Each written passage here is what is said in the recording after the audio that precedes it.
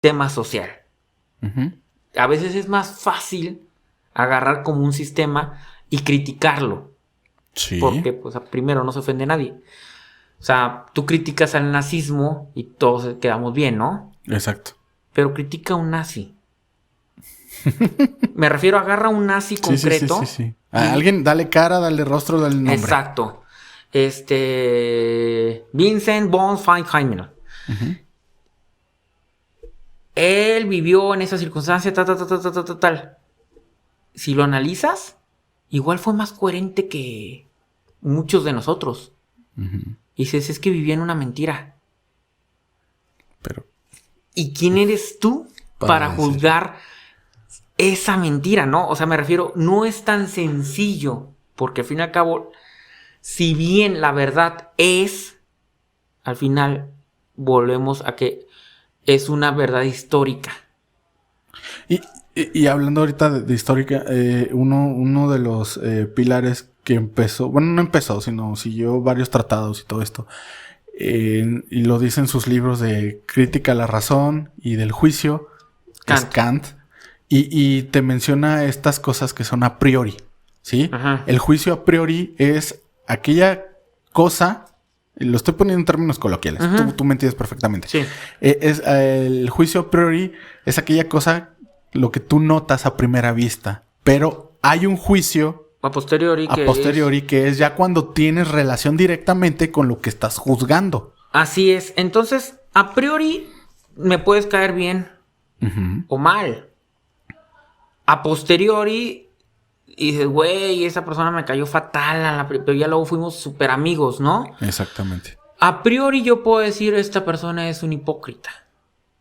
Y a posteriori, después de estudiar su vida, y eso pasa mucho cuando estudias biografías de gente, es, caray, es que si yo hubiera vivido en su tiempo... ¿Qué hubieras hecho tú? Lo dice Peña Nieto, güey. ¿Ustedes qué hubieran hecho en mi lugar? A lo mejor es muy coloquial y muy popular, pero es cierto, güey. O sea, ¿qué hubieras hecho en mi lugar? ¿No? Y es que, retomando tu ejemplo de Hitler...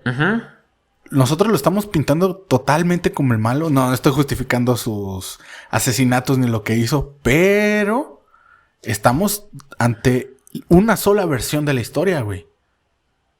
Así es. Sí, y entonces ahí entra la crítica y el juicio, güey. Sí, fíjate que, y es muy interesante, hace poco leí, es una novela, obviamente, pero está basada en un hecho medio verdad. Que es la crónica de la catadora de Hitler. Ah, ok. Entonces, Hitler era muy paranoico. Él vivía con miedo, pero bueno, ni siquiera su gente vivía con el miedo de que lo fueran a envenenar.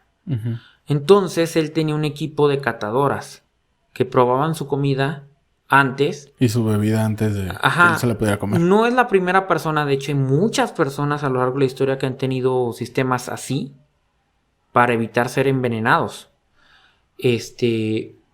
Total de que esta persona murió en el 2015 por ahí. Ok. Ya grande. Ella hizo ese trabajo siendo una jovencita de 20 y tantos años. El caso está en que, basado en la historia real de esta persona que falleció en el 2015, y ella desveló su verdad a un diario alemán allá hacia el 2008, tomaron esa entrevista y le hicieron novela. Ya una vez que ella falleció, se hizo una novela como tomando esas pinceladas que ella dio en la entrevista. Como tipo fanfiction. Sí, efectivamente. Entonces tú me das muchos input de cosas que tú me contaste que pasaban en tu trabajo y yo recreo el resto de la historia. Sí, es un basado en hechos reales. Así es. Entonces, y es muy interesante el libro porque al final terminas con cierta nostalgia hacia Hitler. El lado humano de una persona que intentó luchar por su país. De una u otra forma... Pero dijo, espérense, Alemania está en una crisis horrible, nos estamos muriendo de hambre, y yo creo que si sistematizamos, hacemos A, B y C, podemos sacar adelante la economía. lo implementó, funcionó y durante varios años Alemania fue una potencia pujante económicamente. Llega un momento en que no puedes sostener el sistema sin crecer, sin ampliar tus fronteras, porque necesitas, para mantenerlo, tener más y más y más y más, como una especie de flor de la abundancia.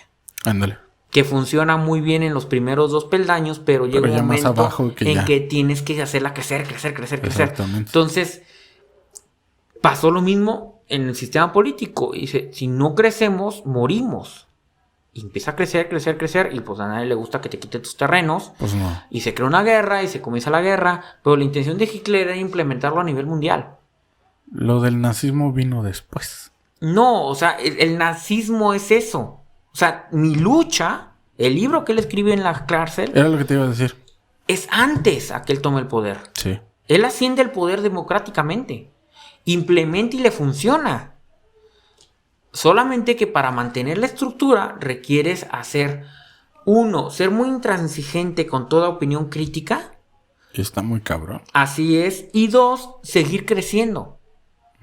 Entonces, de repente personas o sistemas que no tienen nada que ver, otros países dicen, oye, me estás anexionando tu país, me estás obligando y encima no te puedo criticar, pues ¿quién eres?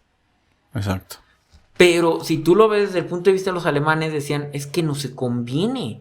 A todos. A todos. Pero el pedo aquí fue que lo quisieron imponer.